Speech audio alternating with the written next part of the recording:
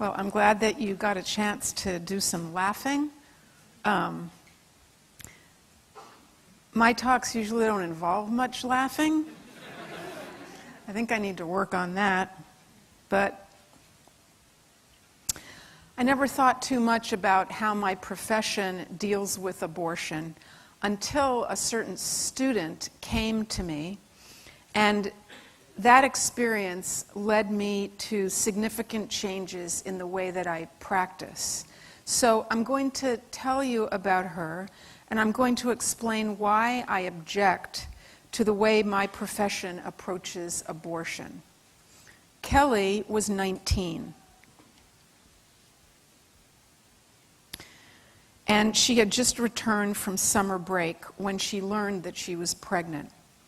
She had met a boy when she was traveling. One night they had too many drinks. A few weeks later, her period was late, and sure enough, a pregnancy test was positive. Kelly turned to the Planned Parenthood website, where she learned that abortions are very safe procedures, as safe as a tonsillectomy, and many times safer, she read, than giving birth. Emotional problems were rare, and afterwards, most women feel relieved. Kelly wholeheartedly believed in a woman's right to choose, and she made her decision with certainty. She was relieved when the abortion was over, but she also felt sad, guilty, and alone. She had called the boy, and he had been supportive, but the conversation was awkward, and they really didn't have much to say to each other.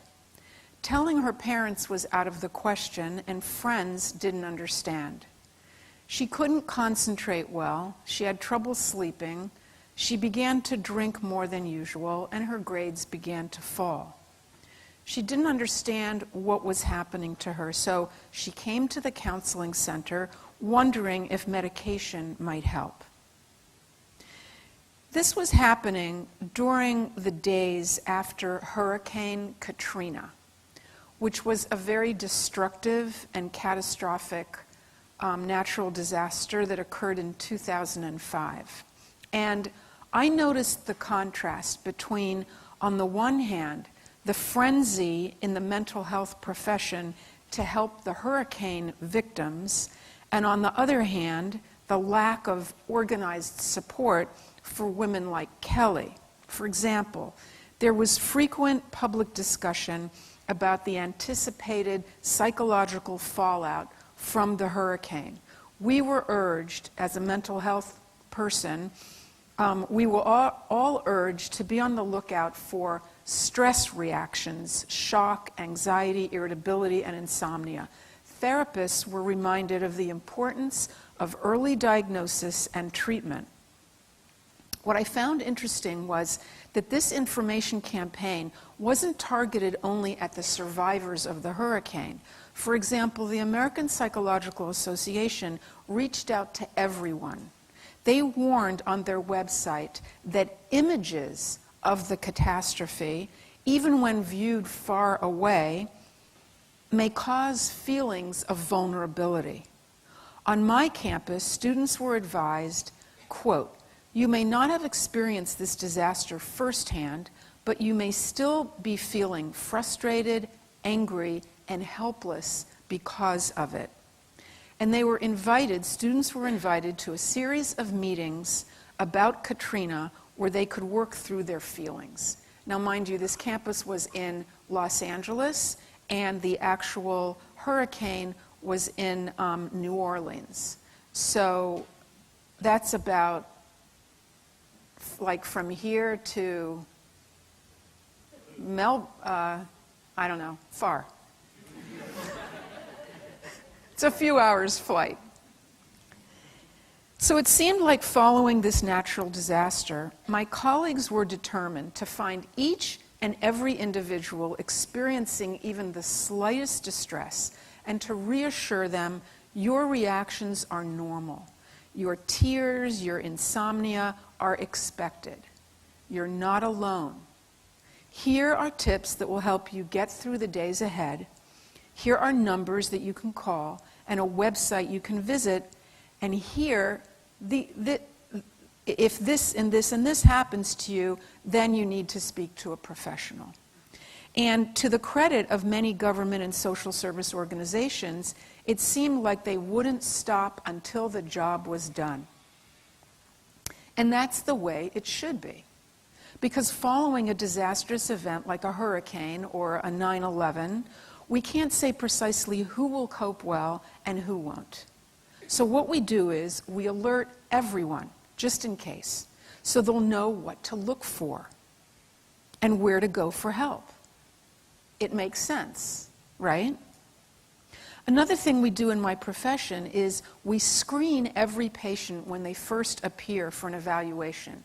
We always consider the possibility of trauma or abuse in the patient's past. Even if she comes in for ADD or internet addiction, it makes no difference. We're supposed to ask, have you been through any major trauma? Were you or anyone in your family the victim of sexual, physical, or emotional abuse? And we do this because many people won't say unless they're specifically asked. And if we miss this portion of her history, it's considered a major oversight. Now here's what I don't understand. There are over 1 million abortions in the United States each year, and 52% of them are in women under 25. Most women having early abortions don't seem to have lasting emotional difficulties, but many do. Even a study quoted by Planned Parenthood indicated that after 2 years, 28% of women reported more harm from the abortion than benefit, 19% would not make the same decision under the same circumstances, and 20% were depressed. 1% had post-traumatic stress disorder, PTSD.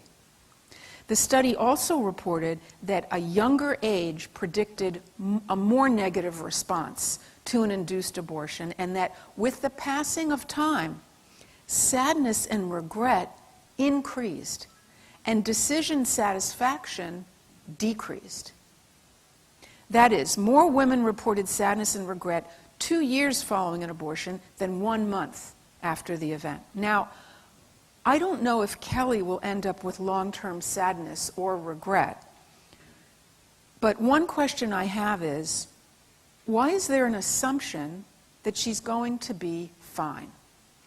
Why was Kelly sent home from Planned Parenthood with information on what to do in case of fever or bleeding, but without a number to call or a group to join if she is distressed? And why, if she is seen in the future by a therapist or a counselor, will she surely be asked whether she was ever beaten or molested, but not necessarily be asked if she has ever been pregnant?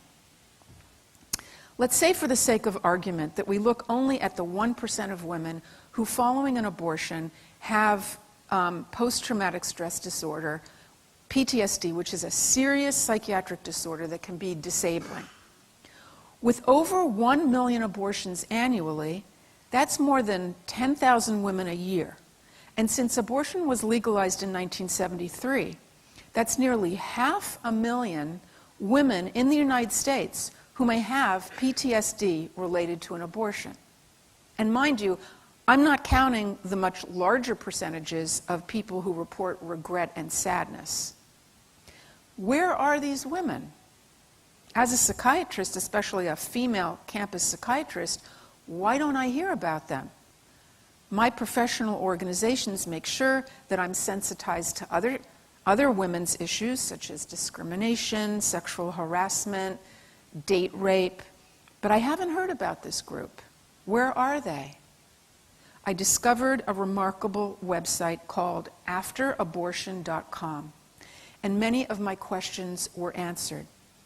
The site is a neutral place for women to communicate with each other after an abortion. Women from all over the world are on this site, and they've created a virtual community of validation, support, and care. You can always come to this site, one member tells another, because we are all in different time zones.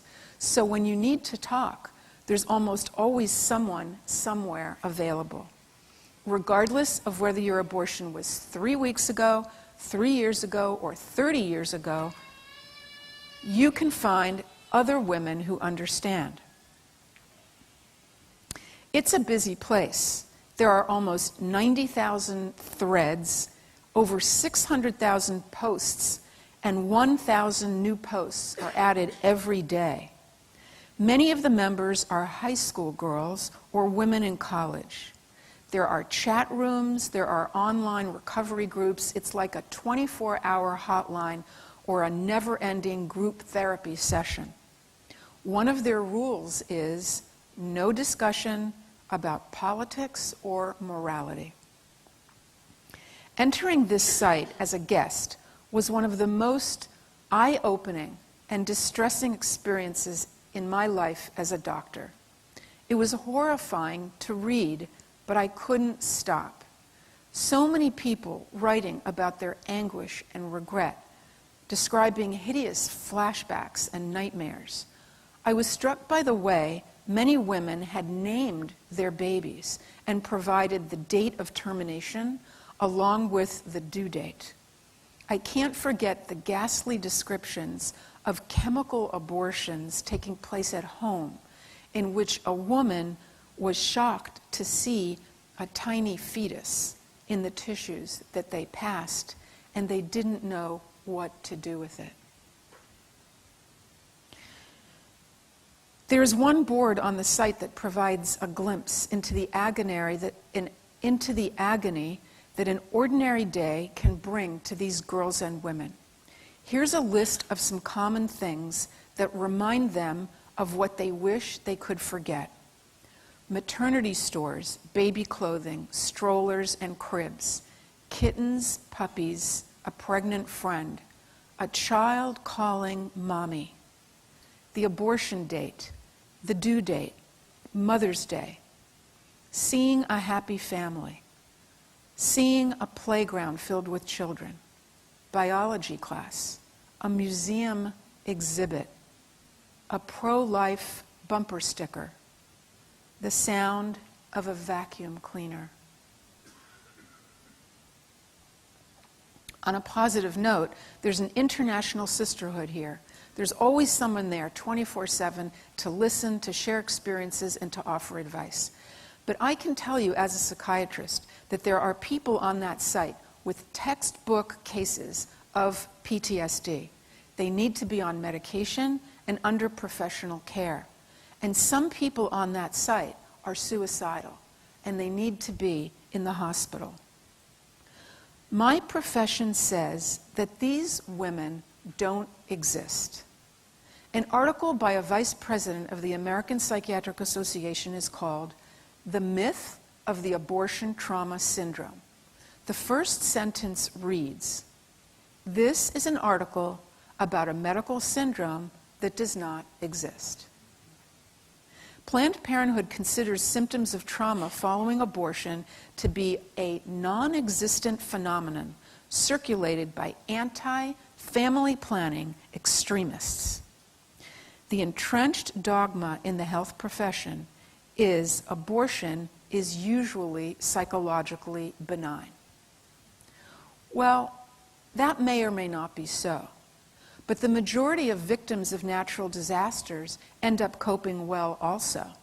But we would never dismiss the minority who don't. It's disturbing to me that the women on afterabortion.com are neglected by mainstream mental health, and that they have nowhere to turn but a website. I am alarmed that girls and women being prepared for abortions are left unaware of the possible scenarios in front of them.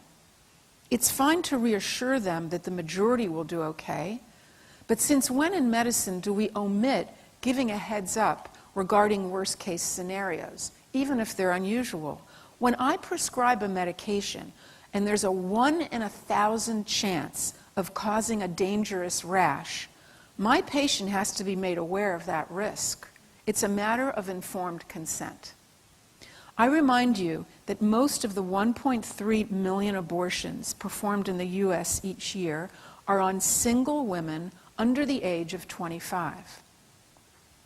It's bad enough that we have no campus outreach to them, like we do for victims of abuse or date rape. What's worse is that when one of these women does walk through our doors into the counseling center for help with depression or an eating disorder or insomnia, we don't routinely ask, "Have you ever been pregnant?"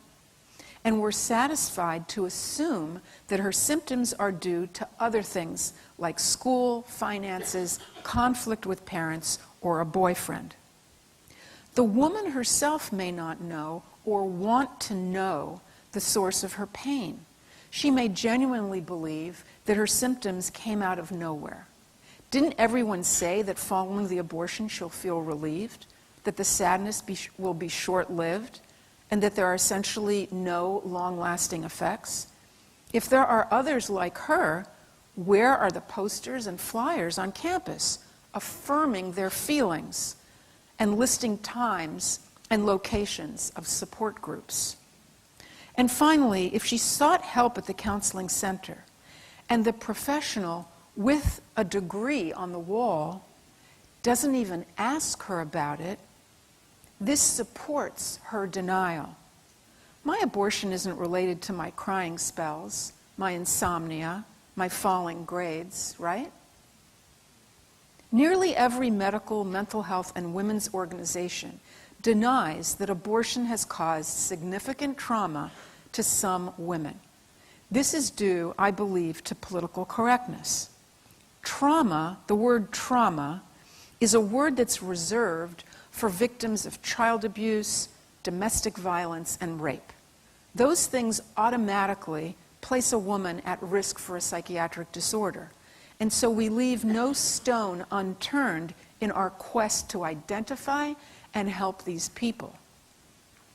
But abortion isn't supposed to be like abuse or rape. Abortion is about choice. It's about control over your body. It's about reproductive freedom. If there are people who suffer following an abortion, if there are girls and women and men, that's a subject for another time, but there are certainly men who have been traumatized by an abortion. But if there are these people who develop psychiatric conditions and need professional help, and maybe even commit suicide, well then, maybe sometimes abortion is more complicated than we thought. Maybe sometimes abortion is not only about choice and reproductive freedom. So while everyone is bewildered at the mental health crisis on our campuses, no one voice suggests that perhaps the aftermath of abortion contributes to the staggering statistics. And what I mean by that is that on our campuses we have very high rates of depression. 10% of students say that they have been so depressed in the past few weeks or month that they were unable to get out of bed. And that's a very significant statistic. We have suicides, and we have our campus health centers are crowded and packed with students that are waiting to get in because they are in distress. So no one is suggesting that perhaps abortion may contribute to the problems, the mental health problems of college students. I see no attention given to this topic by the American College Health Association, and I can't find anything about it on a website created by the American Psychiatric Association that's focused on college mental health issues. Our culture is stuck in a rigid, polarized view of abortion and its aftermath. It's either right without victims or fallout, or it's wrong. It's either constitutional or it's unconstitutional. This works at church or in court, but in my line of business, in dealing with the emotional lives of people, People are more complicated than that, and psychotherapists are supposed to know that. The inner life of a person is a tangle of wounds and fears, longings and dreams. A pregnancy is a new, enormous relationship, even if it's a potential one. I could now be a mother. I could now be a father. And an abortion is the decision to end that relationship, that possibility of the relationship. These are very profound and complex issues. To suggest that pregnancy and abortion do not touch essential parts of us is to deny our depth and our sensitivity, and to diminish the awe and the magnitude of creating a child. To compare an abortion with a tonsillectomy as a procedure that you go in for and then you take an aspirin and get on with your life is a hideous defamation of all of us. Only when politics and ideology are removed from this debate can the needs of post-abortion women and men surface and be acknowledged. What appears to be two contradictory truths can be grasped without one denying the legitimacy of the other. The same abortion may bring relief and lasting pain. The decision that seems best at age 19 may be perceived as tragic when a woman starts her family or reaches menopause. It is our job in psychology to provide a neutral place of healing. How can we do that when the profession is aligned ideologically with one side and makes pronouncements like abortion is for the most part benign? How will patients see therapists as neutral when even our definition of trauma and horror must be politically correct? One can only imagine how it feels for a woman who is harrowed by flashbacks of seeing fetal parts to learn that mental health experts consider her experience non-existent. There are so many women who are suffering out there, and the politics of abortion are standing in the way of their healing. That must change. Regardless of where we stand in this debate, we cannot make assumptions about our patients. Our job as therapists is to ask and listen. Let all those people who have had abortions come and tell us what the experience has been like for them. I call on my colleagues in mental health to scrutinize our current approach and to do some self-examination and soul-searching. Every victim of trauma deserves our acknowledgement and care. We have to stand up and say, for some women, abortion leaves an open wound, and for some men. Pro-choice, pro-life, that's not the point. Let's find these women and men and take care of them.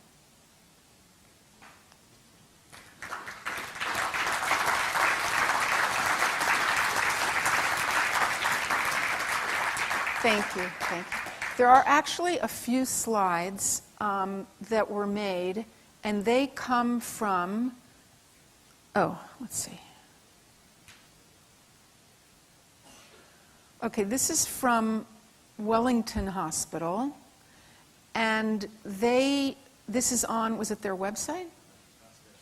Oh, they pass it out. It's in a pamphlet.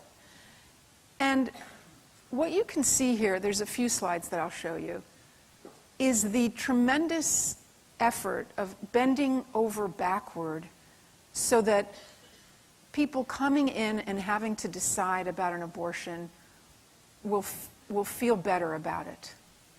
Women know when the choice of abortion can prevent the harsh consequences of bringing a child into the world when we are not ready or able to do our child justice. Women know we act out of compassion when we wait to have a child until the time when we can give it the kind of life every child deserves. Women know we act out of love when we consider what we would be taking away from the children we already have. if we brought another child into our family now. And women know that we take care of our spiritual well-being, trusting our faith to provide infinite love, complete understanding, unlimited forgiveness, boundless compassion.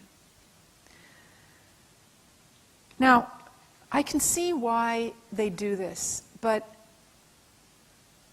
if I were someone about to make this decision, and this influenced me, this pamphlet influenced me to go ahead with the decision, I'm not sure that years later, or even days later, I might regret that I had read that pamphlet and that it had swayed me in one way or the other. And if we're going to have pamphlets like this, well then, let's have pamphlets from all the people that decided to have their babies, and now those children are their lives. So thank you so much.